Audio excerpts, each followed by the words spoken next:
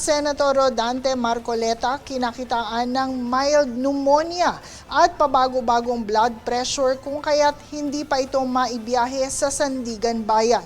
Sa pagsusuri ng PNP General Hospital Internal Medicine Department, sa resulta ng isinagawang x-ray nakita na mayroong pneumonia at enlarged heart at kinakitaan din ng degenerative disc disease. Bagaman ito ang resulta, hindi naman kritikal ang kondisyon at kailangang patuloy ang pagmomonitor ng blood pressure. Kailangang din tapusin ni Marcoleta ang antibiotics para sa pneumonia bago siya makapunta sa Sandigan Bayan sa July 15. Kabilang naman sa mga bumisita kay Marcoleta sa PNP General Hospital, si Vice President Sara Duterte at Senator Robin Padilla.